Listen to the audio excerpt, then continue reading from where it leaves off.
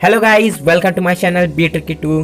तो कल जैसे मैंने बोला था कि आज हम लोग variation in acceleration due to gravity पढ़ेंगे। तो सबसे पहले आज हम लोग यही पढ़ेंगे, उसके बाद हम लोग मास और वेट में अंतर और equations of freely falling bodies का इक्वेशंस जो भी हैं वो देखेंगे। तो सबसे पहले शुरुआत करते हैं variation in acceleration due to gravity. Acceleration due to gravity हम जानते हैं कि ग्रेविटेशनल कांस्टेंट अर्थ के मास और रेडियस पे डिपेंड करता है, जिससे g मीन्स ग्रेविटेशनल कांस्टेंट और अर्थ का मास कांस्टेंट होता है। तो एक्सेलरेशन ड्यू टू ग्रेविटी और ग्रेविटी जो है वो अर्थ और ऑब्जेक्ट्स के बीच के डिस्टेंस पे डिपेंड करता है। और एक्सेलरेशन ड्यू टू ग्रेविटी अर्थ के सरफेसेस पे कांस्टेंट नहीं रहता, क्योंकि अर्थ का शेप कम्प्लीटली स्फीयर नहीं होता है, वो थोड़ा ओवल शेप में है, फ्लैटेन शेप में है। और इसी फ्लैटेन शेप में होने की वजह से पोल से अर्थ के बीच का जो रेडियस होता है, जो डिस्टेंस होता है, वो कम होता है। और डिस्टेंस कम होने की वजह से वहाँ पे ग्रेविटेशनल फोर्स जो है वो हाई होता है। और ऐसा ही सेम इक्वेटर पे भी होता है। इक्वेटर से अर्थ के रेडियस का कम है और इसी की वजह से इक्वेटर पे भी जो ग्रेविटेशनल फोर्स है वो हाई होता है। आई होप इतना क्लियर हो गया होगा। मैं एक बार और बता दूं कि जो ग्रेविटेशनल फोर्स होता है वो अर्थ के रेडियस का जो स्क्वायर होता है उसका इन्वर्सली प्रोपोर्शनल होता है। अगर ग्रेविटेशनल फोर्स बढ़ेगा तो रेडियस यानी कि डिस्टेंस जो है वो कम रहेगा, और अगर रेडियस जो है वो ज़्यादा है तो ग्रेविटेशनल फोर्स कम होगा। आई होप ये सारा इतना क्लियर हो गया होगा variation in acceleration to gravity. अब जानते हैं इक्वेशंस।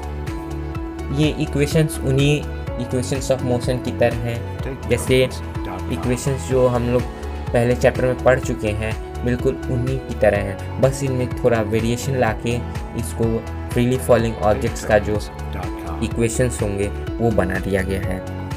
तो सबसे पहले हम लोग जानते हैं कि इक्वेशन, पहला इक्वेशन क्या है।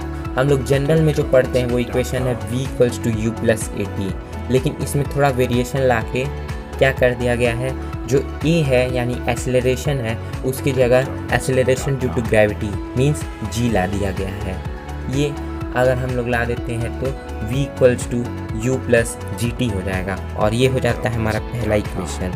अब ऐसे ही सेकंड इक्वेशन में भी वेरिएशन लाया गया है। सेकंड इक्वेशन जो जनरल में हम लोग पढ़ते हैं वो है s = ut + ½ at², ये है। अब जो इसमें वेरिएशन लाए गए हैं, यहाँ पे भी s जो है डिस्टेंस का काम करता है। अब जब हम लोग ग्रेविटेशनल फोर्स में आएंगे तो उसमें हाइट आ जाता है, ना कि डिस्टेंस। हाइट आता है क्योंकि ऊंचाई से हम लोग ग्रेविटेशनल फोर्स किसी भी चीज़ को हम लोग नीचे गिराते हैं तो किसी हाइट से वो नीचे गिरता है। इसके वजह से जो यहाँ डिस्टेंस रहेगा वहाँ पे h यानी हाइट आ जाएगा, और फिर जो यहाँ एक्सेलरेशन जो है वो g हो जाएगा। आई होप ये दो इक्वेशंस क्लियर होंगे। अब थर्ड इक्वेशन जो जनरल में हम लोग पढ़ते हैं वो है v² = u² + 2as। ये हम लोग जो जनरल में इक्वेशन पढ़ते हैं वो है। तो अब इसमें क्या वेरिएशन लाया गया है, जो a है उसको g कर दिया गया है, और जो s है उसको क्या हाइट कर दिया गया है। आई होप ये तीनों इक्वेशंस क्लियर हो गए होंगे। अब इनको हम सीरियल नंबर से लिख लेते हैं। पहला इक्वेशन फ्रीली फॉलिंग बॉडी का क्या बन जाता है, v = u + gt। Second equation है h = ut + ½ gt², और थर्ड इक्वेशन बन जाता है v² = u² + 2gh। और यही इक्वेशंस जो भी ग्रेविटेशनल फोर्स से रिलेटेड न्यूमेरिकल्स हैं उनको सॉल्व करने में हेल्पफुल होता है, और इन्हीं को हम लोग यूज़ करते हैं। अब जानते हैं वेट और मास में डिफरेंस क्या है और ये क्या होते हैं। तो हम लोग शुरुआत करते हैं वेट से। तो वेट क्या है, हम लोग जानते हैं कि अर्थ पे जितने भी ऑब्जेक्ट्स हैं वो अर्थ की तरफ वो क्या होते हैं, अट्रैक्ट होते हैं। किस फोर्स से, ग्रेविटेशनल फोर्स से। अब ग्रेविटेशनल फोर्स जो है वो अर्थ लगाता है, और हम लोग जानते हैं कि न्यूटन के थर्ड लॉ से every action has an opposite reaction. अगर अर्थ फोर्स लगा रहा है तो जो ऑब्जेक्ट उस पे है वो भी फोर्स लगाएगी।